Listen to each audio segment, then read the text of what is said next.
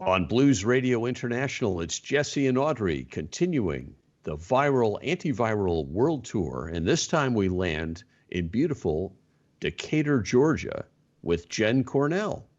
Hi, Jenn. Hello, I'm so glad to be here. Hi. Wonderful. It's so nice to finally connect with you in this way. I know we first met in the Atlanta airport. As we were all shuffling from one place to another, I heard this beautiful music and I was mesmerized, and I had to stop and just take it in. And the longer I stood there, the more mesmerized I became. And you were playing your cello, and you had a loop of yourself going, and I found it incredibly soothing and fascinating. I was, stressed out from going one place to the other, and there you were. It was like this angel playing this amazing music. And what a labor of love that is.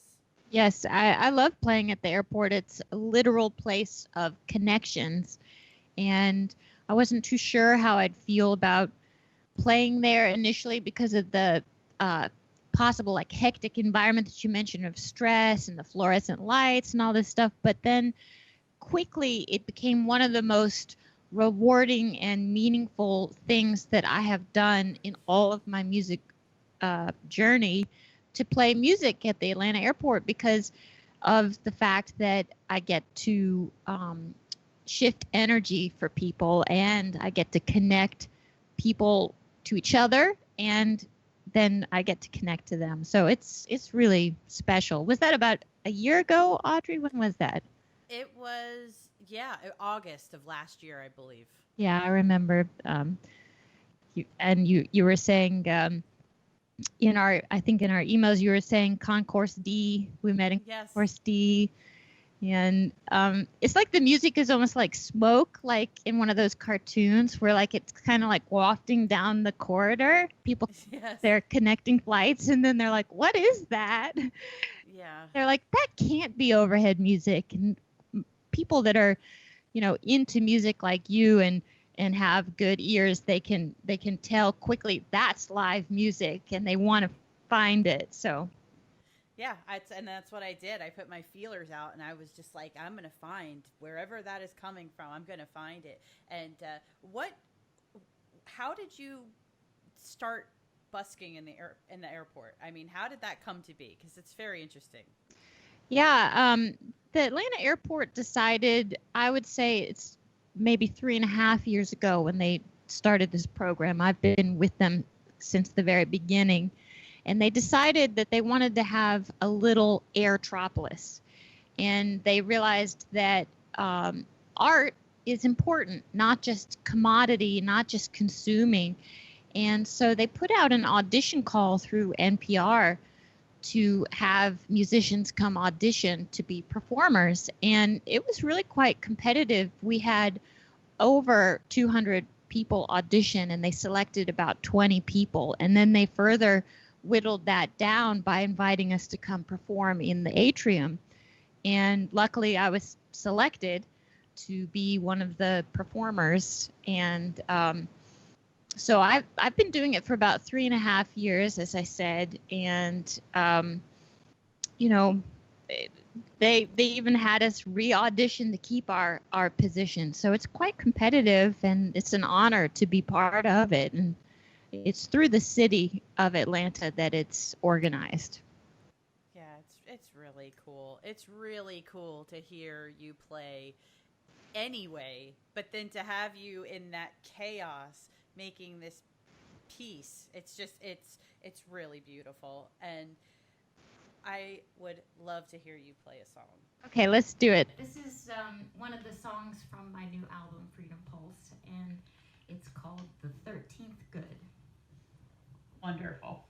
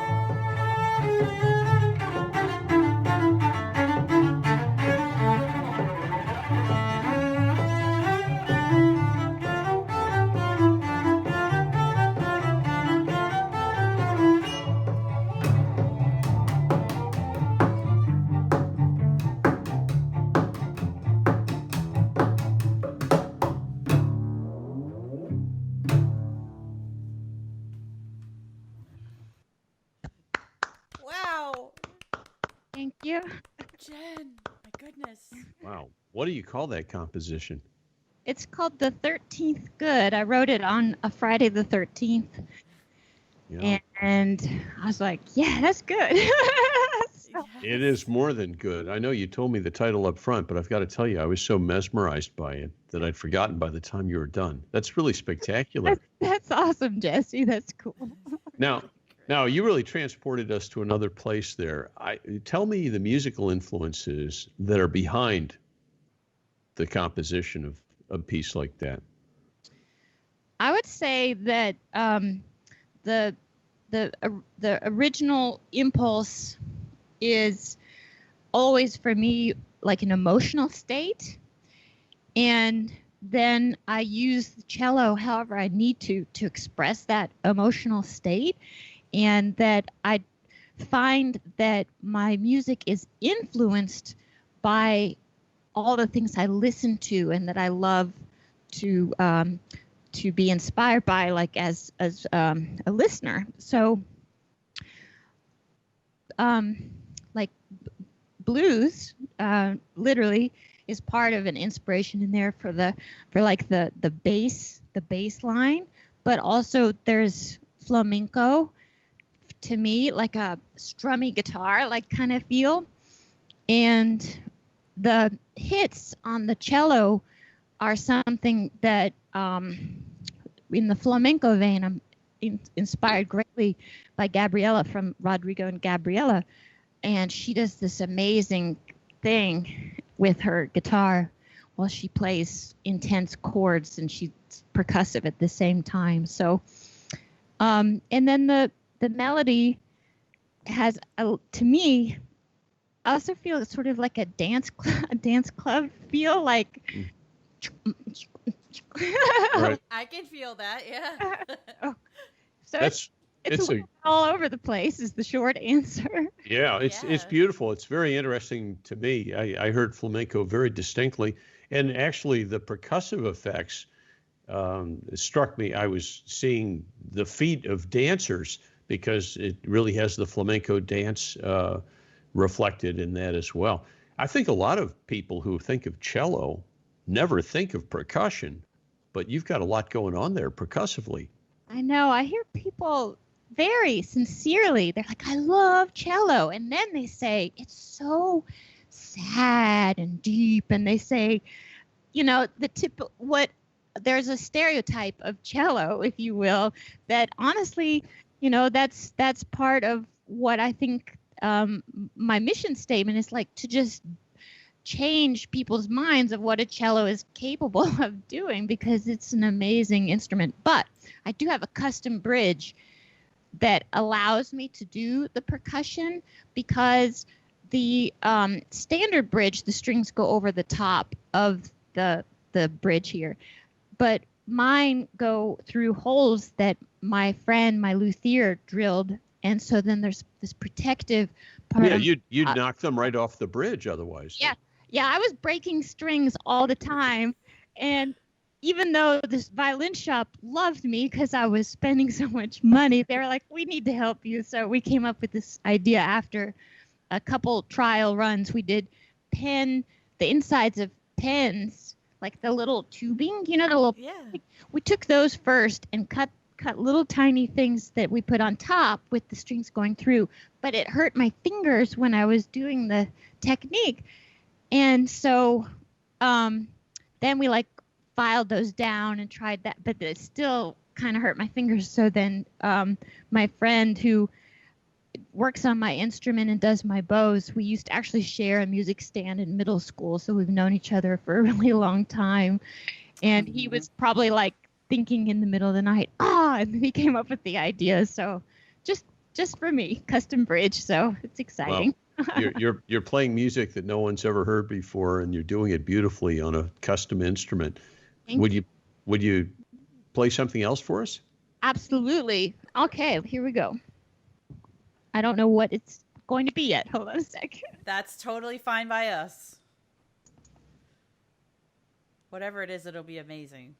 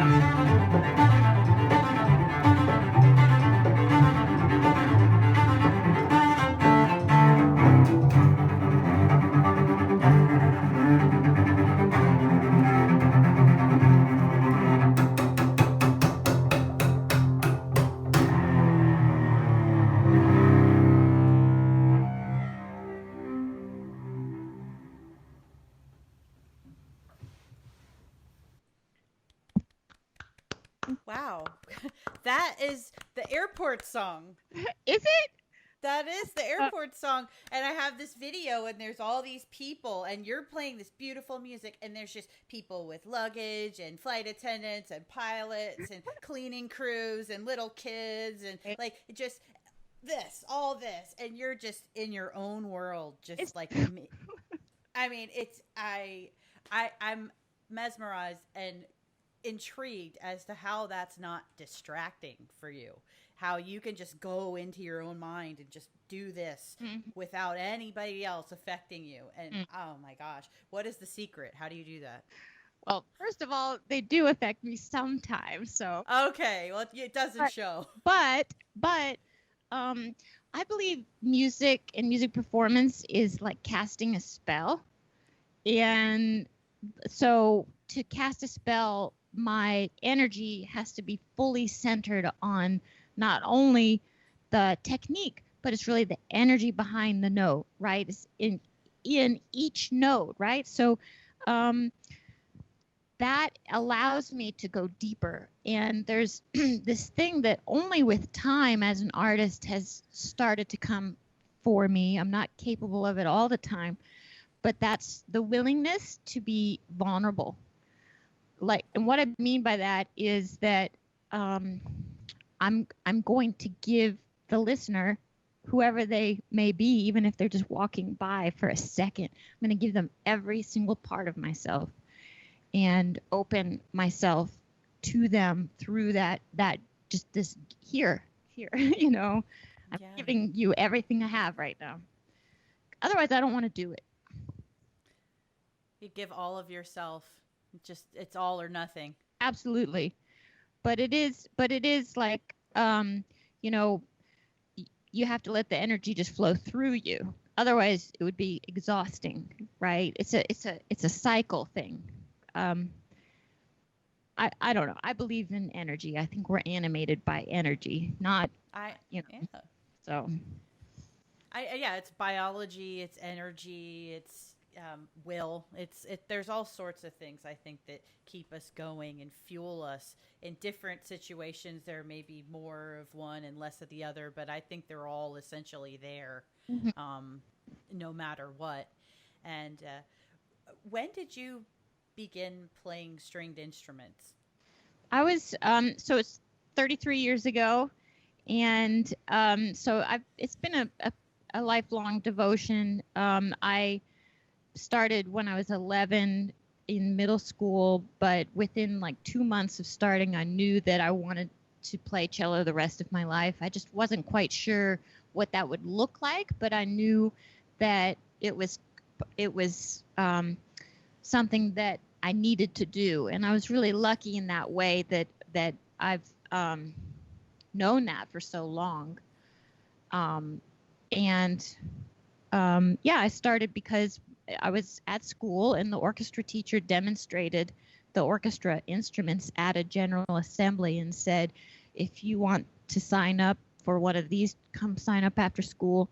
And I didn't even ask my parents or anything. I just like beelined it there after school and signed up. I got home from the school bus and I was like, I'm going to play cello. So yeah, I've owned it from the very beginning. Did you have a lot of support growing up when you broke the news to your parents? Were they into it? Oh my God, so much support. And I have divorced parents, so I had two sets of parents that both supported me in different ways, and it was very integral to who I am today. Right? I mean, we're formed by all these things. Yeah, my parents. They used to drive me to lessons all the time, and I had many, many different kinds of lessons. I took private lessons, but I also played in a string quartet. I'm classically trained, so I did all the classical stuff, and I would have a string quartet lesson once a week and rehearse with them, and then I had orchestras and after-school orchestras, and on the weekends I played with the Atlanta Symphony Youth Orchestra, and we would rehearse from 9 to 12 every Saturday. So it was, so intense. Yeah, and for a parent too, right? So yeah, yes, they were very supportive. That's so cool. It's always good to see when parents are supporting young musicians, because so many are like, no, you need to be a doctor, or whatever. And it's amazing that you've been playing for so long. And what was that song called, the one that you just played? It's called Andiamo, which is an Italian word meaning let's go. Okay. It's the first track on my new album, and I have a music video with the single out on YouTube, and it's meant to be about letting go and going deeper within ourselves and having fun, and it's meant to break the ice off a little bit. So, well, it certainly does. I mean, it gets you moving. There's so many influences there. There's so many types of music that I can hear and feel in your songs. What would you like to play for us next? I'm going to mix it up and play a love song for you now. I love love songs. Yes, this song is called From Me to You, and I wrote it for my partner, so here it is.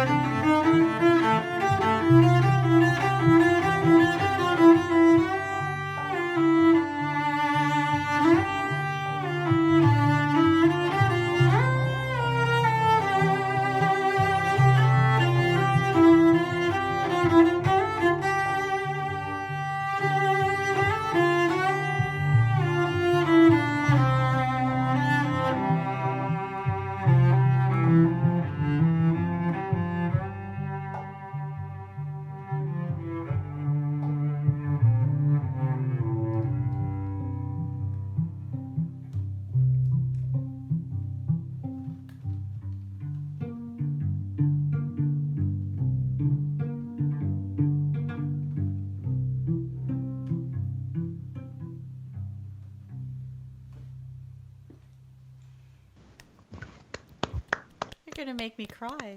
Yeah. That's so beautiful, Jenn. Yeah. What a gift. You. You know what? Oh my God. I have one comment about that. Your partner is very lucky. Oh, How beautiful is that? How absolutely Wonderful. stunningly beautiful. Wow. thank you. What's it like?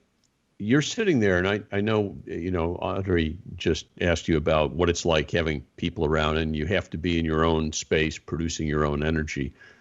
But you're affected by this energy around you, right? You've got this incredible flow of people, and sorry I missed you when I was in Terminal D all those many times. I just came at the wrong connecting flight, I guess. Yes. But but all these people flowing by you, some of them very upset, some of them angry, some of them, delighted to see someone they haven't seen in a long time. There's so much different energy. People who've been working 16 hours straight and are just getting off. Some people who are just showing up for a job they hate. There's so much energy around you. How does that factor into what you're doing? Factors a lot, right? Because I feel like I'm almost sort of like a filter, and the energy is flowing. I'm allowing myself to feel it. I mean, I hope I have healthy boundaries, like on all levels, but I allow myself to connect to the people, all the people, the upset people and the happy people and all of that. And so I find that I am energized by playing at the airport because I would label myself, even though I don't like labels, as a people person. And so I feel more energy while I'm there, and especially because it's like a little city with all of the employees, the TSA agents, the people that work at my favorite coffee shop, the people that push the wheelchairs. We all know each other. And I mean, I can't tell you how much I miss their hugs right now. Like I used to have so many hugs every day, and that's part of an energy exchange too. So it was wonderful. It is a wonderful experience that I'm sure I will be having the pleasure of having again sometime after this terrible. When's the last time you played at the airport? Right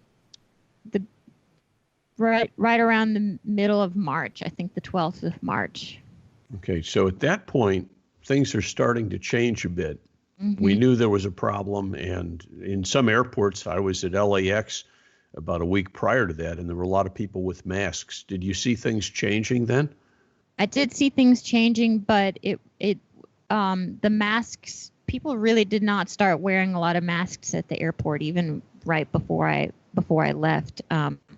I saw masks really even as early as February on some of the employees, and I didn't know why, actually, to be honest, which is terrible. But it wasn't until March that I started learning about things. And yeah, I mean, I saw things change more with just the traffic, because Atlanta's the world's busiest airport. It used to be. And so they had more than 250,000 travelers going through every day. And the last time I played, I was literally playing for just the two waitresses at the restaurant that I was set up in front of. Yeah, it was ghost town. And right now, I think it's still pretty quiet there. Yeah, please have a sip of coffee. Please, yes. Thank you. Caffeinate. So I wanted to ask you about the difference in the energy flow, because you're used to this flow of energy that's pretty much constant, and I'm sure it changes over the holidays and there are seasonal things. But like you said, it's the busiest airport, so there's a constant flow. And then you see things diminishing. How did the energy feel different as things started to change before you left? I think that it was indicative of what my experience is currently with my friends and with my community that I live in, is that it started to go down. The energy started to go down, and people were having things like fear and depression, and just feeling generally from the unknown quality, a really sort of hopelessness a little bit. So that's where what you do becomes so critically important in everyone's life, though. You're on a mission at this point. Thank you so much, Jesse. Yes, it's very true. And I felt it when I would come in as things were changing at the airport. People would say, "We're so glad to see you," which was, a very clear call to action, like you were saying. And I still hope to be doing that now, just in a different way while we're waiting to see what's happening. So well, you're doing this now for the world, and I know that you've been doing it for the world for a while at Hartsfield, but now you're doing it on a different level, and we really can't thank you enough for being here. Thank you. I'm so happy to be here. Thank you. What would you like to play for us next? I'm going to change it up. Yes, please. Yes, let's do it. Okay, this is called She'd Be Grateful. Awesome.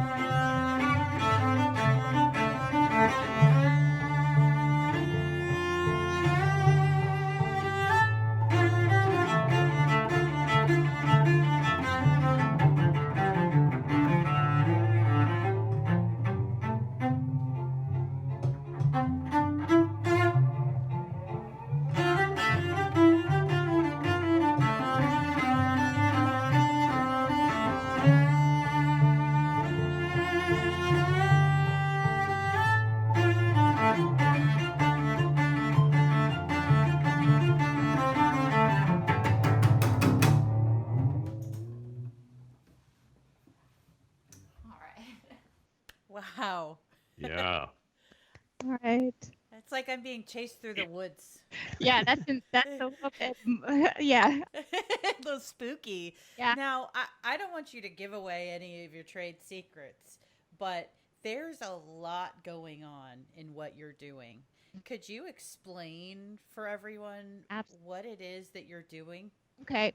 So everybody that's watching probably noticed my face goes downwards sometimes, and that's because I have some pedals at the floor that are allowing me to play what I'm playing for you, which is first and foremost a Boss RC 300 looper, and that has 3 different channels. Each of them I can have at different volumes, and I can have different effects on them. I can start and stop them simultaneously or by themselves. And I can also, let's see, what else can I do with them? I forgot. But anyway, then I have my delay, and that I use at different, levels, and so effects like that. And then I have an EQ like Direct Box by LR Baggs that's really great, and I can notch out certain frequencies and adjust my gain and my levels there. And then I'm amplified through 2 sources on my cello. I figured might as well. I'm going all the way. I'm nerding out here. I've got a microphone that's by AMT. It's a really great microphone. That's a little tiny condenser microphone that is right on my cello. But then underneath my bridge, I have a pickup that is called the Realist, and it's a fantastic pickup. And so that actually is what picks up the wood sound, is the pickup more than the microphone. The microphone, if I tap on it, you can hear it, but it's more like the microphone is for the air, the space. And so then what I do when I'm doing my compositions is I think in textures and layers, much like a jazz musician. So I have form. I'm cradled within the form of my songs, and I create different layers. And I've learned personally, I want my layers to feel more organic. So I rarely relayer starting always on beat 1 of the loop. I almost always layer somewhere else, like on 3 of the same measure, or even on 2 of the next measure, or whatever, so that it feels to me less like 1, 2, 3, 4, and again 2, 3, 4, yes. and so I want looping to work for me, not me be a slave to looping. So I use it the best that I've learned, which is to layer different things. And like I mentioned, each of my layers, I can have them at different volumes and bring them in and out, and I can layer on each of those multiple times. So I've got lots of choices here. Yeah, it's what you're doing is so kinetic. It just seems like it's the focus that you would need to do that is intense. And I would love for you to give us another demonstration of how you do that, because it's fantastic. Okay, cool. All right, let's do it. This song is called Thanksgiving, and it's also on my new album. And I wrote it as a literal Thanksgiving, meaning an expression of gratitude, not about the holiday, even though, of course, I love Thanksgiving. Who doesn't?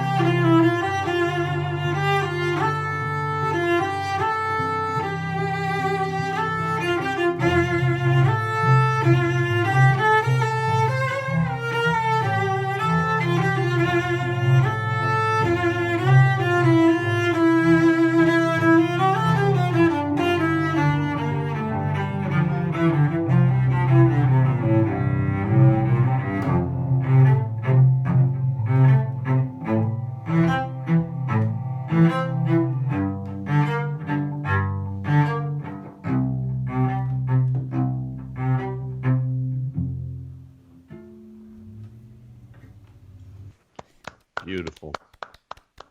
Thank you. Really nice. You know, I'm thinking a lot about you at the airport, even though I never got to see you there. And I walk by musicians who are playing in airports.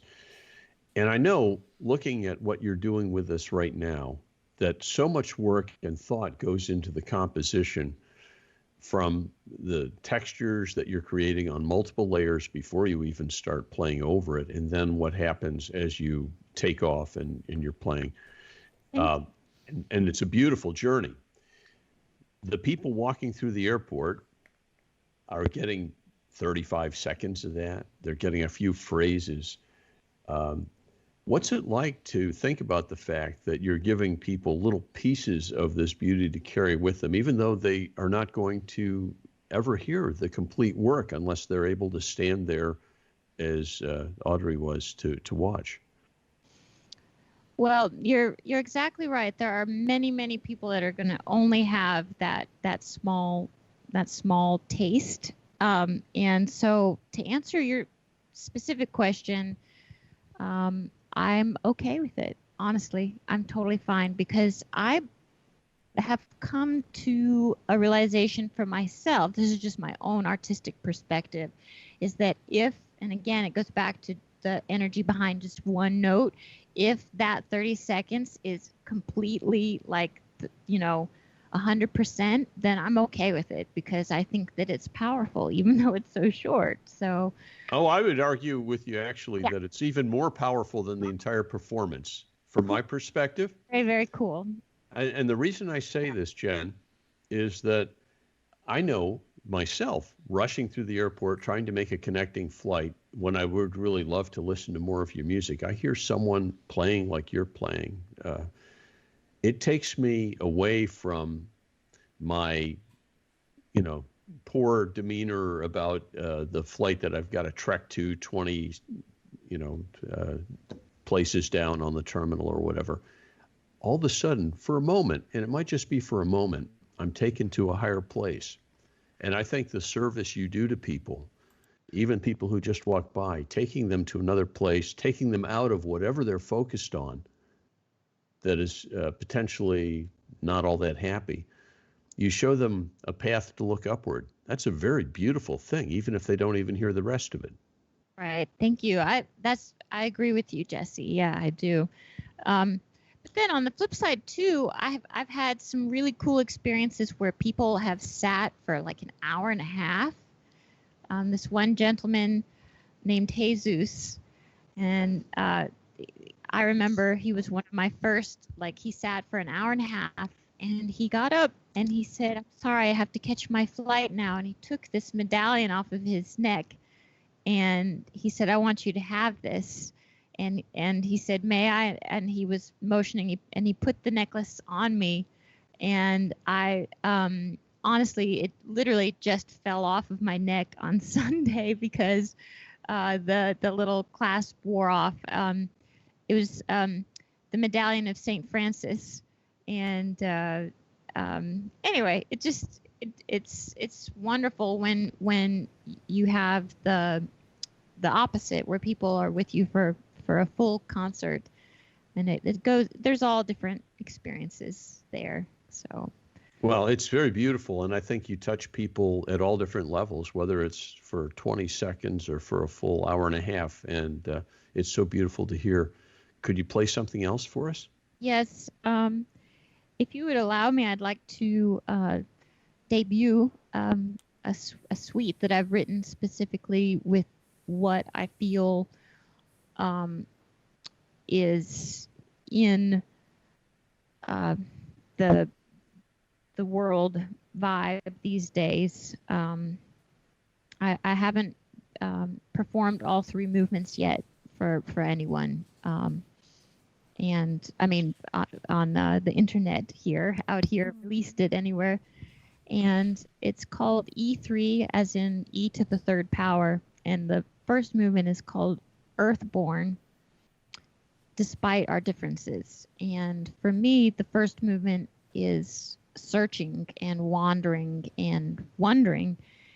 And there's a feeling of some conflict there because of in my opinion, how humanity has a lot of conflict to resolve. We still have a lot of resolution we need to come to. And it represents, the first movement really represents being in this experience here on Earth in our lives. And the second movement is called extensity. It's not a word that I made up. It's a real word. It means the ability to grow, the quality of having expansion.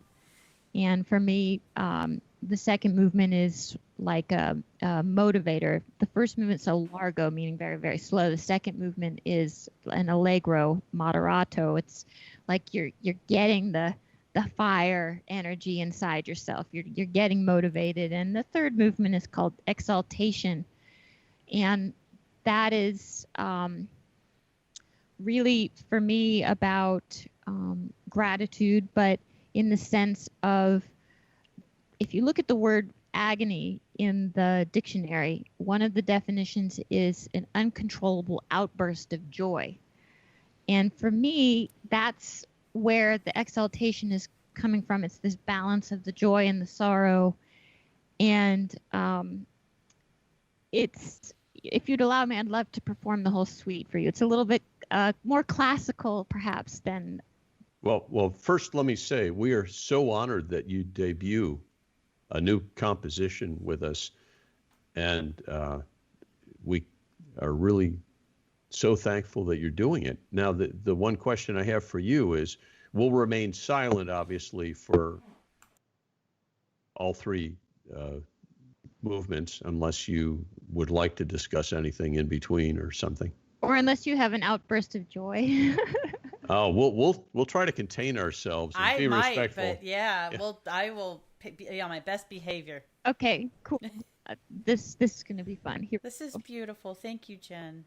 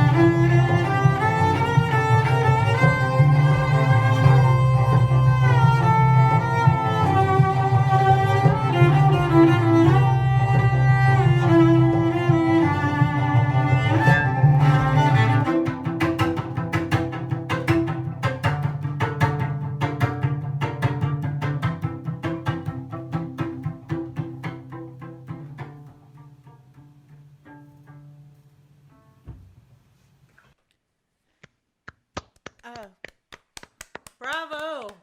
Wow. My goodness. Jenn, thank you for that. Wow. Thank you for debuting that for our audience around the world. How special is that? Yes, yes. I mean, we have to do special things, right? Yeah, it's the first time I got to do all three of them. So that's great. Awesome. How absolutely beautiful. And I really, I've got to tell you, I've been really lucky in my life to hear a lot of great music live, and I've heard a lot of great blues musicians, and I've heard Itzhak Perlman and Dizzy Gillespie and a lot of other people live. This is some of the most beautiful music I've heard in my life. Thank you. Oh my gosh. Thank you, Jesse. It's really, it's exceptional, Jenn. And I'm just know what you've shared with people around the world today means so very much because, as you said, and you see it every day when you're playing in the airport, there are a lot of downtrodden people, people making trips to funerals, people making trips to meet someone they love, all sorts of things happening, high emotions. And what you're delivering in the way of musical healing and comfort to people and support for people continues, even though you're not at terminal D. Look what you're doing now. Thank you. Thank you so much. Yes, it's my.